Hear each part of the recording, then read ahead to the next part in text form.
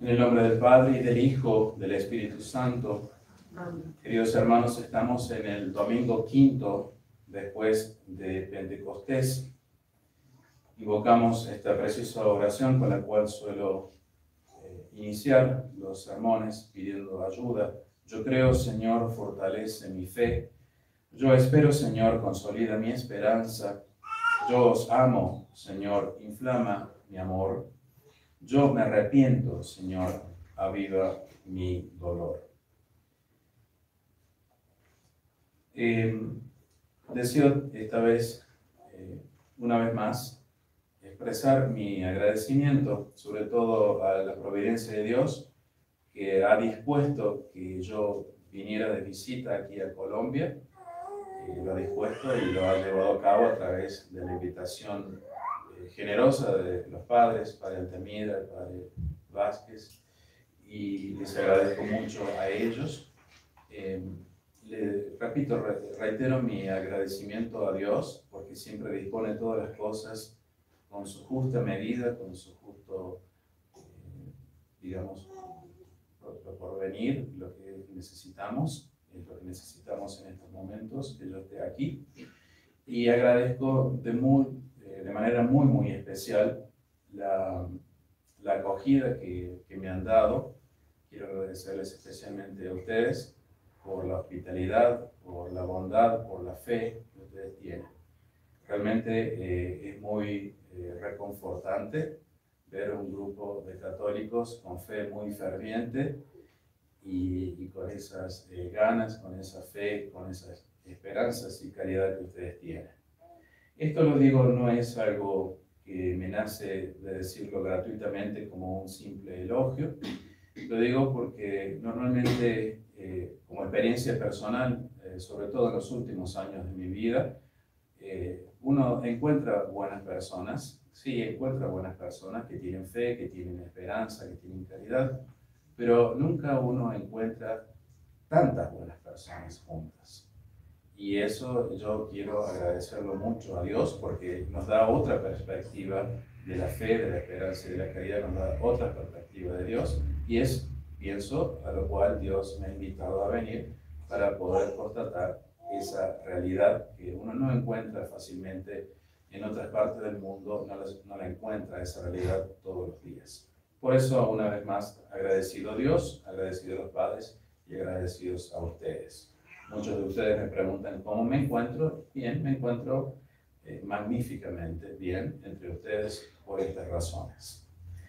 Y escuchamos en la epístola de hoy, que es precisamente San Pedro el que nos escribe y nos habla, un comienzo de la epístola de hoy preciosísimo, unos versículos preciosísimos, en los cuales San Pedro nos invita a ser todos de un mismo sentir, que todos tengamos un mismo sentir, que todos seamos compasivos, amantes de los hermanos, misericordiosos, humildes, a no devolver mal por mal, sino por el contrario, bendiciendo, ya que a esto habéis sido llamados a poseer en herencia la bendición, dice San Pedro. Es decir, estamos hablando de algo muy concreto, una enseñanza que nos pide la doctrina católica muy concreta, la cual es no devolver el mal, sino devolver con el bien. Porque si hago referencia a que aquí hay muchas personas que obran el bien, que son buenas, con las cuales me he encontrado, también es una realidad que estamos rodeados de gente que hace el mal, que nos desea el mal y que quiere que nos vaya mal. Por eso la enseñanza católica es devolver con el bien a ese mal.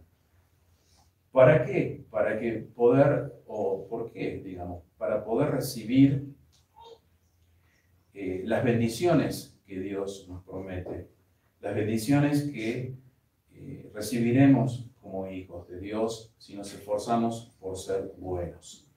para que podamos ser el sujeto o los herederos de las bendiciones de Dios.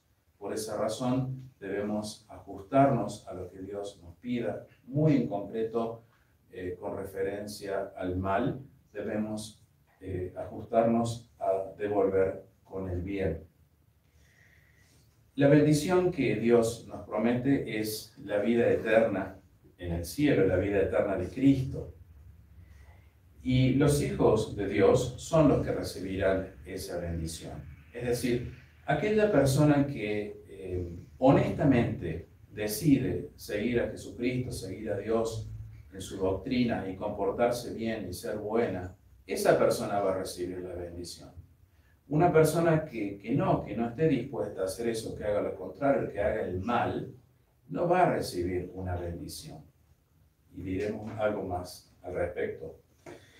Las personas entonces que van a recibir la bendición de Dios son aquellas personas que se esfuerzan por ser justas, que se esfuerzan por ser fieles a Dios. Y la recibirán porque se esfuerzan o porque son impulsadas por el propio Espíritu de Dios.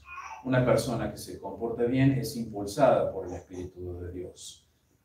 Una persona que se comporta mal rechaza el Espíritu de Dios. Entonces, los justos, los santos, son los que bendicen a Cristo en el santuario de sus corazones. Así dice San Pedro en la epístola de hoy. Santificad a Cristo como Señor en vuestros corazones y estad siempre prontos a dar respuesta a todo el que os pidiere razón de la esperanza en que vivís. Santificad a Cristo en vuestros corazones, porque Cristo está en vuestros corazones. Cristo está en la persona que se esfuerza por ser buena, por ser santa. Y no puede, por esa razón, no puede devolver mal a quien le haga el mal. El mal está ciertamente, pero porque Cristo está en nuestros corazones, debemos esforzarnos por devolver el bien, para ser agradables a Cristo, para no ser desagradables a Cristo que está en nuestros corazones. Y eso es lo que significa santificar a Cristo como Señor en vuestros corazones. Pero para poder dar esa respuesta de bien al mal que nos rodea, es necesario, como dice San Pedro, que acabo de leer, estar siempre dispuestos a dar respuesta al que nos pidiere razón de la fe y de la esperanza en la cual vivimos. Uno tiene que conocer su fe, uno tiene que conocer su esperanza, qué es lo que espera una persona buena realmente, para poder dar razón a todos aquellos que nos pidan la razón de por qué vivimos así. Siempre estar prontos a dar una respuesta de nuestra fe, una respuesta de nuestra esperanza. Y para poder dar una respuesta de nuestra fe, una respuesta de nuestra esperanza, es necesario estar bien preparados en la doctrina y en el conocimiento de la revelación y de las profecías. Bien preparados en lo que enseña la Santa Iglesia Católica, bien preparados en lo que dice correctamente la Sagrada Escritura, la correcta interpretación, a eso me refiero, y las profecías contenidas en ella. Por eso San Pedro, en su primera epístola, en otro capítulo distinto al que presentamos hoy, dice: de modo que nuestra fe sea también esperanza en Dios. De modo que nuestra fe nos lleve, concluya a esa esperanza en Dios. Y es la única manera de poder vivir en medio de todo el mal que nos rodea en este mundo. La esperanza en Dios. No es que uno pueda vivir exento de la influencia que pueda haber del mal sobre nosotros, de la influencia del mal que hay en el mundo. Por ahora Dios permite el mal.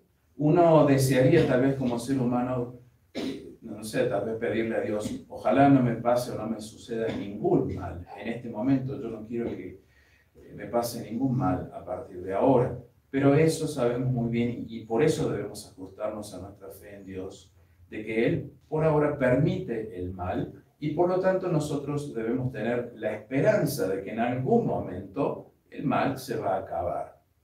Esa es la esperanza, al menos la mínima esperanza que tiene el cristiano. Ciertamente que de esperanza podría uno hablar más, porque hay maravillosas promesas de Dios, pero no es el objeto ahora de este sermón. Pero como mínimo, uno lo que mínimo espera en la esperanza que tiene en Dios es de que el mal se acabe, que me deje de torturar el mal que está a mi alrededor. Es una preciosa observación de San Pedro, vuelvo a reiterarla, de modo que nuestra fe sea también esperanza en Dios, que indica que se ama, que nosotros amamos lo que creemos que es bueno, amamos lo bueno, y por lo tanto esperamos eso bueno con mucha ansia. En lo que respecta a la fe, repito una frase muy conocida de San Jerónimo: ignorar las Escrituras es ignorar a Cristo. Es decir, que la fe viene por el conocimiento de las Escrituras, viene también por el conocimiento que nos brinda la Iglesia, la Santa Iglesia, a través de las prédicas, a través de escuchar la palabra de Dios.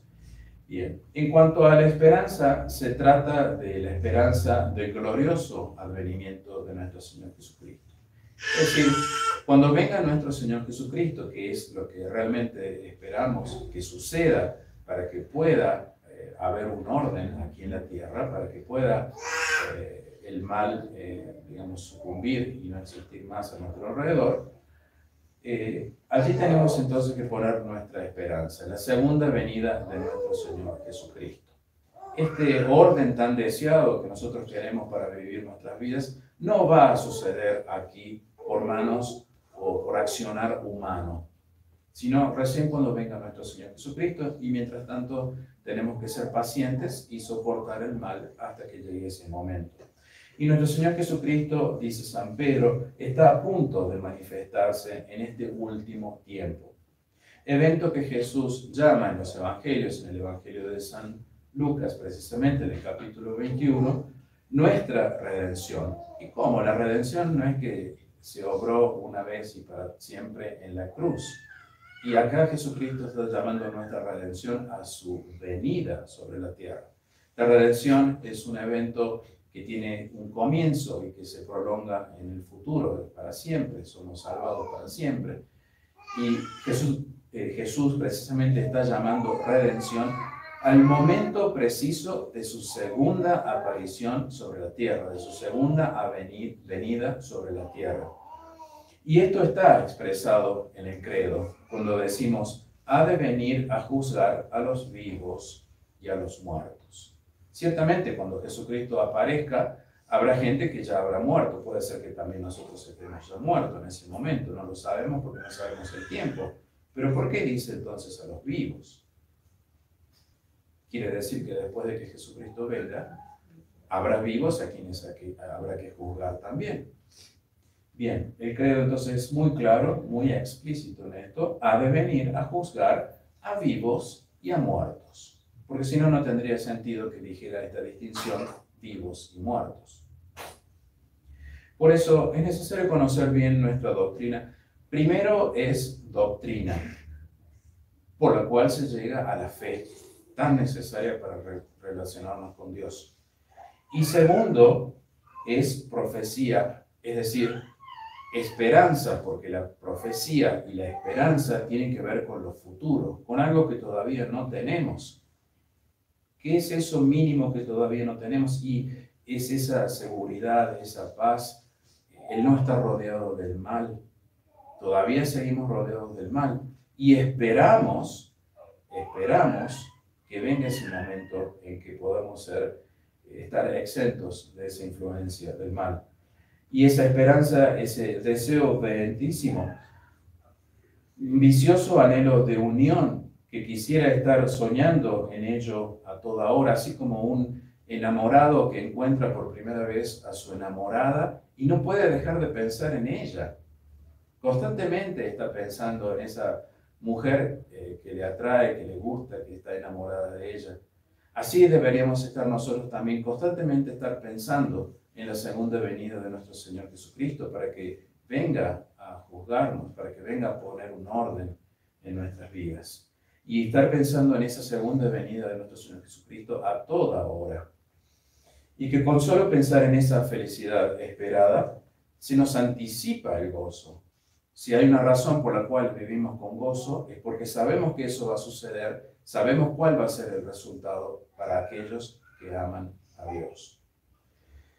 Por lo tanto, nuestra fe, que viene de nuestro conocimiento, y que es lo primero en el orden de nuestro amor a Dios, nuestra fe, dice el 7º artículo del credo, que al fin del mundo, Jesucristo, lleno de gloria y de majestad, vendrá del cielo para juzgar a todos los hombres, buenos y malos, y dar a cada uno el premio o el castigo que hubiere merecido.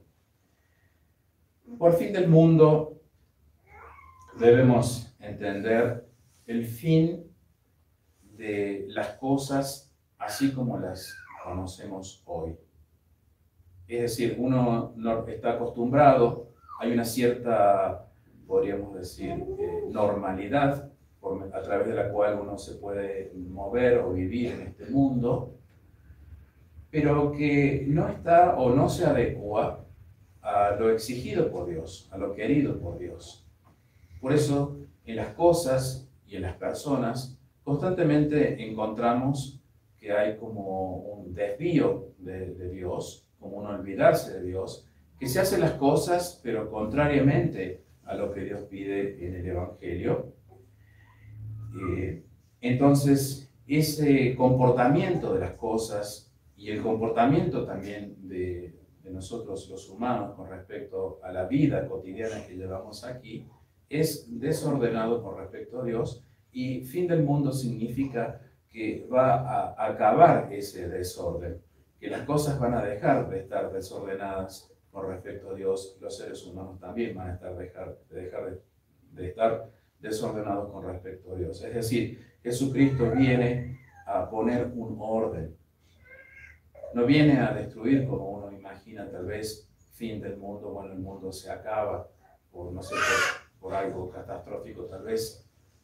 En primera instancia, Jesucristo, cuando aparezca la segunda venida, viene a reinar. Reinar quiere decir gobernar, juzgar, como dice el credo, juzgar vivos y muertos. Y quiere decir, en definitiva, poner un orden. Es el orden querido por Dios, el orden que Dios ha establecido desde siempre, desde toda la eternidad, para las cosas y para nosotros los humanos. Ese orden viene a establecer Jesucristo sobre la tierra. El fin del mundo entonces es no un fin, sino un inicio, el inicio del reino de Dios sobre la tierra, a partir de la parucía, la segunda venida de nuestro Señor Jesucristo, el cual durará sobre la tierra el tiempo señalado, según lo dice la revelación en el libro del Apocalipsis, en el capítulo 20, hay como, creo que 5 o 6 menciones a este tiempo, entre los versículos 2 y 6, Apocalipsis 20, 12, 6, durará 1000 años. Lo dice clarísimamente el libro del Apocalipsis, en donde reinaremos con Jesucristo, aquellos ciertamente que tengamos esa dicha de poder reinar con Jesucristo. Al final de dicho tiempo sucederá lo que nuestra fe llama el juicio universal. El juicio universal será un momento de mucha tensión y de mucha angustia para las personas que se hayan portado mal y que se condenen. Lamentablemente para ellos será este momento la confusión de los malos, porque en el juicio final serán descubiertos todos los pecados, todo aquello que las personas hayan hecho de malo, serán descubiertos, serán conocidos por todos, ¿no? En el juicio final entonces, todas las personas que hayan hecho mal, y es más, todas las personas que hayan pretendido aparecer aquí en la tierra como personas buenas y virtuosas, pero que en realidad fueron personas que escondían, que tenían una cierta doblez, que aparecían como buenas, como religiosas, como virtuosas, y en el fondo eran personas malas. Bien, incluso esa falsedad, esa doblez con la cual nos encontramos muy a menudo eso va a ser descubierto. El más mínimo pensamiento de doblez va a ser descubierto en el juicio final, y esto va a llevar o va a hacer que las personas malas, las personas que se hayan condenado, entren en una grandísima confusión, la confusión de los malos. Los malos entonces quedarán desconcertados en ese momento, desconcertados porque no esperan, no esperan que se les descubra su maldad, no esperan que se descubra su doblez. Y entonces dirán a aquellos que son los herederos de la bendición, a los que se hayan esforzado por ser justos, por seguir a Dios: mirad cómo son contados en el número de los hijos de Dios, y cómo su suerte es estar con los santos. La suerte del justo, la suerte de la persona en que se esfuerza por ser fiel a Dios y al Evangelio de Jesucristo, es una persona que puede ser considerada justa. Es una persona que puede ser contada a partir del momento en que nuestro Señor Jesucristo aparezca por segunda vez en la tierra, como entre los santos. Va a gozar de ese privilegio, en contra de la persona que es mala, ciertamente. Desde el momento de la parucía va a gozar de ese privilegio, porque según nos dice San Pedro, en el mismo capítulo 3, Dios tiene puestos los ojos sobre ellos. Dios tiene puestos los ojos sobre las personas justas, sobre las personas que se esfuerzan por ser fieles a Él, al Evangelio. Y está pronto a oír sus súplicas. Por eso las súplicas, por eso le pedimos oraciones a las personas justas, porque Dios las escucha y las respuestas a esas oraciones aparecen ante nuestros ojos como milagros. Dios tiene sus ojos puestos sobre las personas justas, no sobre las personas malas. Es decir, tiene sus ojos puestos sobre aquellos que luchan por superar, como dice el Evangelio de hoy, la justicia de los escribas y de los fariseos. Es decir, superar la falsedad, superar la mezcla de bien y de mal que obran estas personas. Escribas y fariseos eran en el tiempo de Jesucristo, pero hoy también tenemos personas que podrían ser llamadas escribas y fariseos, porque hablan con falsedad, no hablan con rectitud. Y sobre esas personas Dios no tiene los ojos puestos. En la epístola a los tesalonicenses, en la primera, San Pablo nos da una clave para ser contados entre los justos, para ser contados entre aquellos sobre quienes Dios pone los ojos. Orad sin cesar. San Agustín explica, no se trata de estar orando continuamente de una manera o con oraciones vocales, sino de estar incesantemente o de mantenerse incesantemente en la presencia y el amor de Dios, cuyo culto máximo, lo que más desea Dios, es nuestra fe, nuestra verdadera fe, una respuesta de fe. Desea nuestro amor y desea nuestra esperanza. Él quiere que lo esperemos. No que tomemos las riendas por nosotros mismos. No que hagamos o tomemos resoluciones para resolver los problemas nosotros, sino que esperemos a que Él dé la solución. Allí hay que poner nuestra esperanza, en Dios. Orar sin cesar, entonces, es estar haciendo este continuo acto de fe, de creer que Dios va a intervenir, va a actuar, de darle mi amor a Dios, de ser fiel a Él, a las enseñanzas, y de esperar a que Él actúe. Muchas veces en nuestra, por así decir, desesperación, porque ya la situación es terrible, es muy grande, tanto mal que tengo que soportar, etcétera, etcétera, queremos que la solución venga ya, queremos desligarnos de ese mal ya, somos muy, muy impacientes, no podemos o no queremos esperar a Dios, a ver qué provee Dios para solucionar esa situación. Dios conoce esa situación, pero Él pide antes de solucionar esa situación, un acto de esperanza. Él pide que lo esperemos. Orad sin cesar porque hay muchos enemigos que nos rodean, que quieren despojarnos del amor de Dios. Hay muchos enemigos que realmente quieren enviarnos al infierno, quieren que nosotros defeccionemos y que caigamos y que por nuestra caída nos vayamos al infierno. Esas son las personas que obran el mal. Hay muchas personas así. Hay guardias, dice hermosamente el libro El Cantar de los Cantares, hay guardias que hacen la ronda por la ciudad. Ustedes habrán visto, tal vez, la policía o militares hacer rondas, guardias.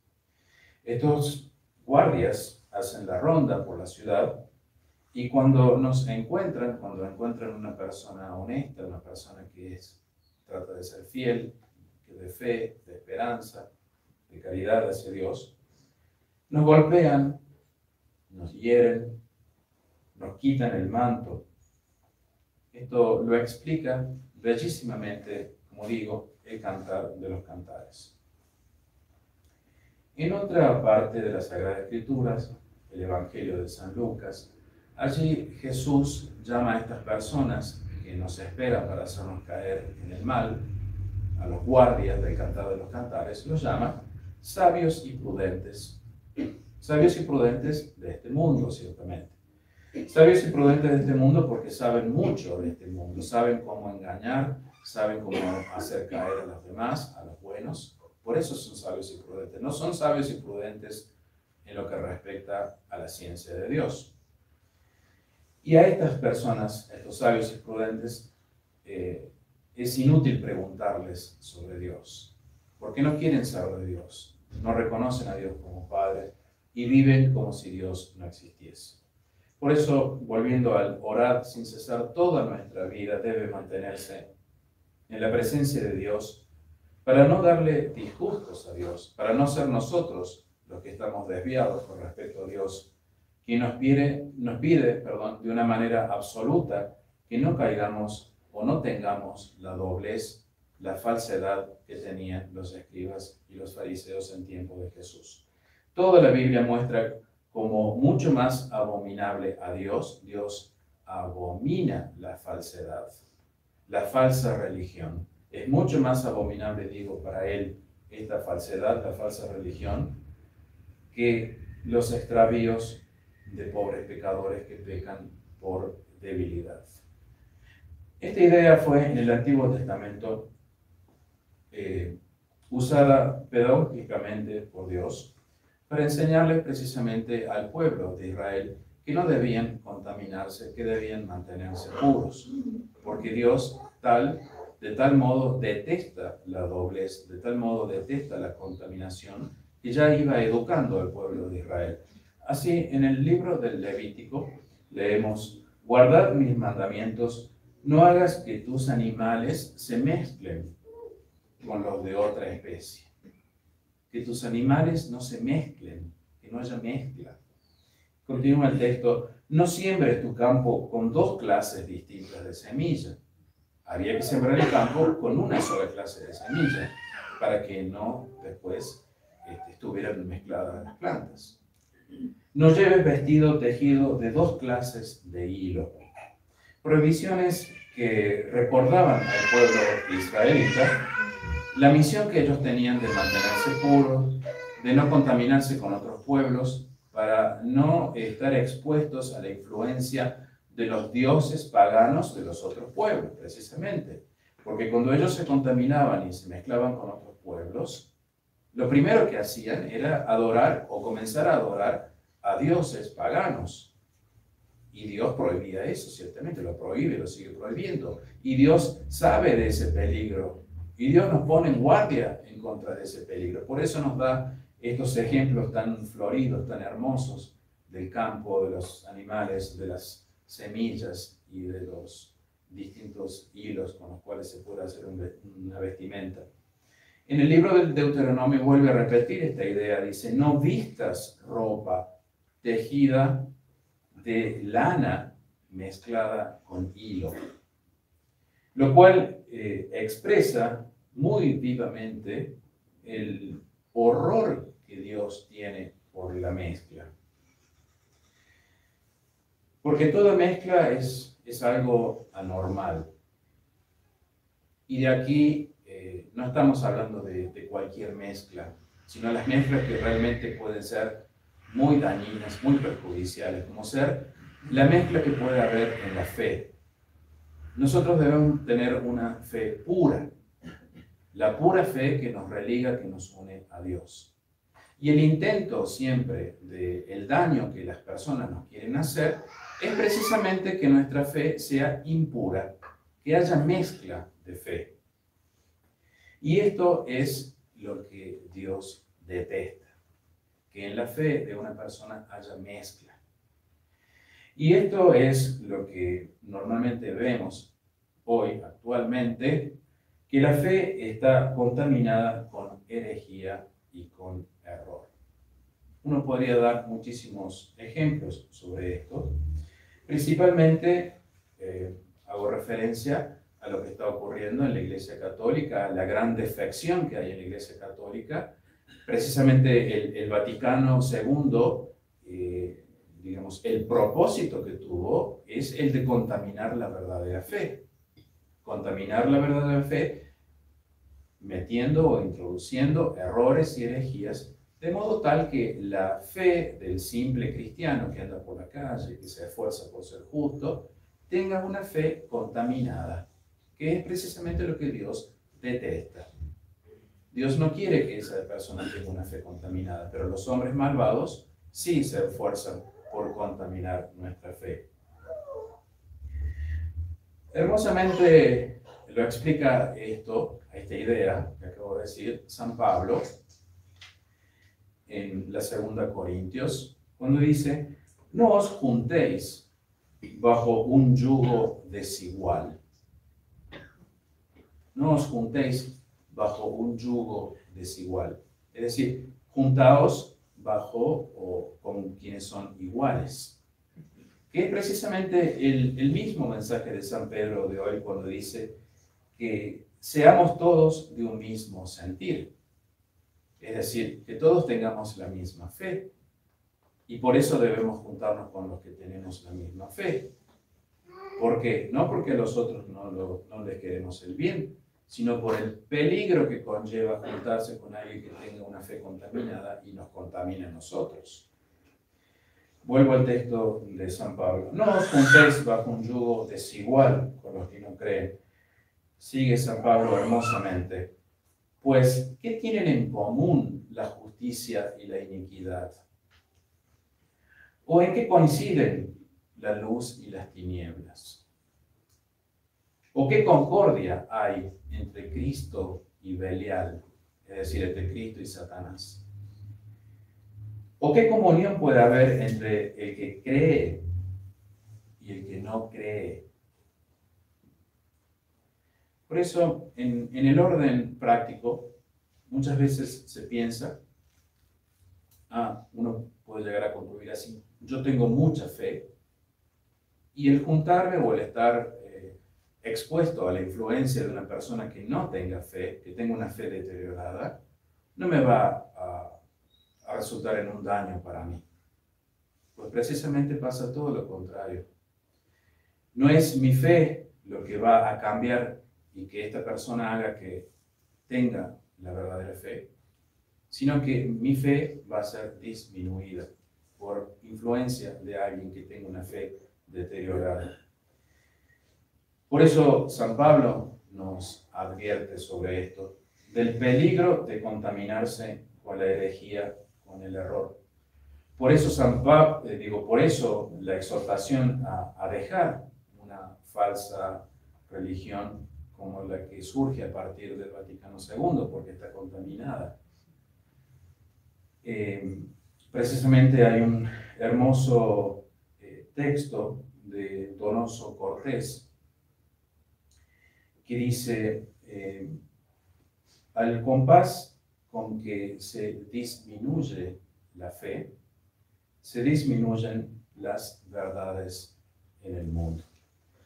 ¿Cuál es el peligro de estar expuesto a una contaminación en la fe? Y el peligro es que la fe va a terminar disminuyéndose. Uno cree tener la fe intacta, uno cree ser fuerte, pero no alcanza a ver con su propio razonamiento, con su propia experiencia, las consecuencias que puede tener el estar en contacto con herejías, con errores. Las consecuencias bien claras son una disminución de la fe. Lo dice claramente San Pablo. Una disminución de la fe. Y al disminuir la fe, disminuye la verdad, evidentemente. O dicho de otra manera, al disminuir la fe, uno se expone o tiene mayor peligro de exponerse al error, a ser contaminado con el error, al que el error le invada. Y eventualmente, cuando el error le invade, terminará esa persona cometiendo pecados que lo desviarán de Dios, que lo terminarán condenando. Ese es el gran peligro que hoy tenemos. No contaminarse, no hacer que la fe de uno sea, no dejar que sea contaminada por la herejía y por el error. San Pablo, en otra parte de la segunda Corintios, dice: ¿qué transacción hay entre el templo de Dios? Es decir, esa persona justa que trata de ser fiel a Dios es templo de Dios. ¿Qué transacción hay entre ese templo de Dios y los ídolos? Ninguna. Concluye San Pablo: pues templo de Dios somos nosotros.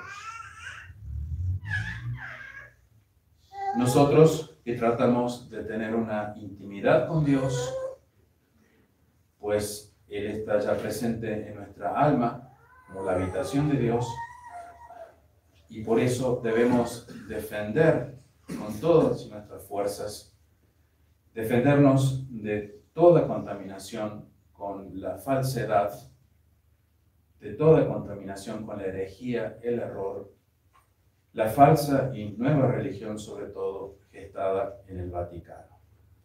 Hay otras falsas religiones ya antiguas, y está por venir una nueva religión también, abierto, porque mucha gente puede caer y va a caer en ese engaño. La única religión que salva es la Iglesia Católica, la verdadera fe de la verdadera Iglesia Católica, no la que propone el Vaticano II. Es esta la razón por la que Jesús nos pide que nuestra justicia, es decir, nuestra santidad, nuestro esfuerzo por estar con Dios, sea mayor que la de los escribas y fariseos, como dice el Evangelio hoy. Nos está diciendo que nuestra religión no debe ser falsa, como la de los escribas y los fariseos, que habían perdido la esencia de la religión, habían hecho de la religión algo solamente exterior. En el exterior se comportaban como buenos, en el interior eran malvados. Había una disonancia entre el interior y el exterior de la persona, una división. Yo en el exterior me comporto de una manera, pero en el interior soy de otra manera. Soy una persona perversa. Ese es el fariseísmo.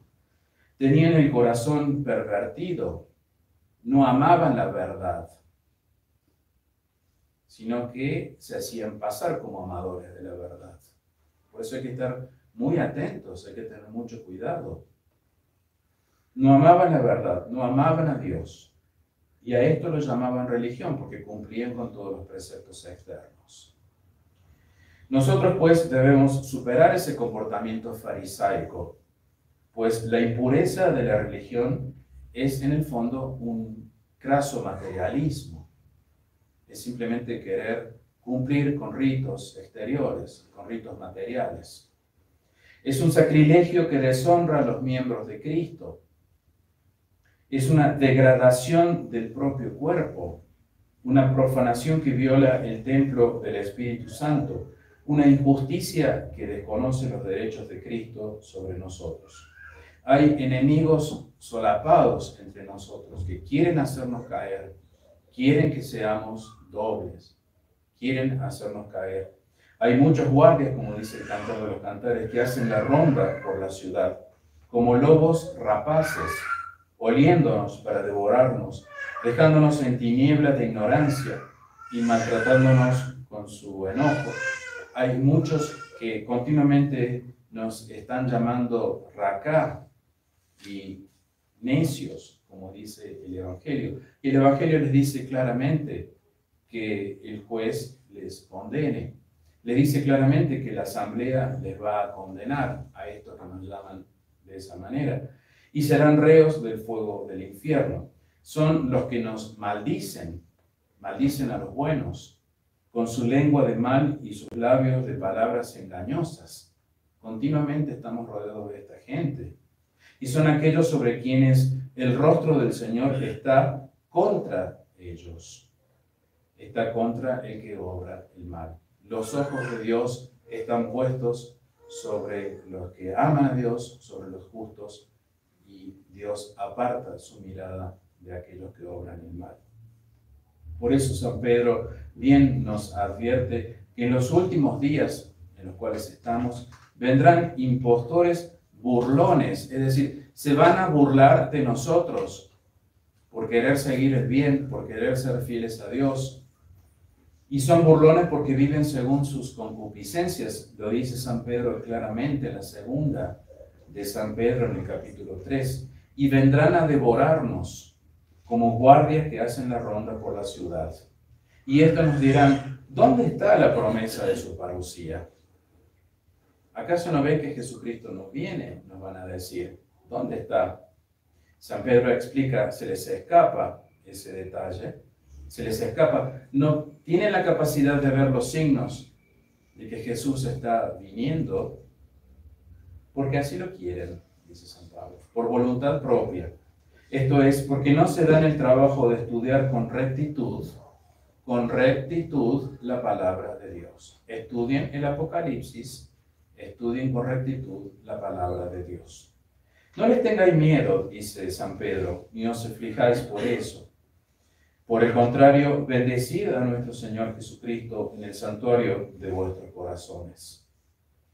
Sed de un mismo sentir, porque Jesucristo está en vuestros corazones. Bendecid a Jesucristo está en vuestros corazones, no devolver mal por mal. Diles como dice el Señor, no se diferirá ya ninguna de mis palabras. La palabra que yo dijere, la palabra que yo dijere, y la dijo en el Apocalipsis, se cumplirá. El Señor nos anuncia así la proximidad del cumplimiento de su venida, y a esto debemos aferrarnos con uñas y dientes, para que nadie nos arrebate ese gozo, el cual ya podemos disfrutarlo. Ya en medio de toda la turbulencia que hay en el mundo, podemos disfrutar del gozo de la segunda venida de nuestro Señor Jesucristo, para ser así beneficiados con las bendiciones que corresponden solo a los hijos de Dios.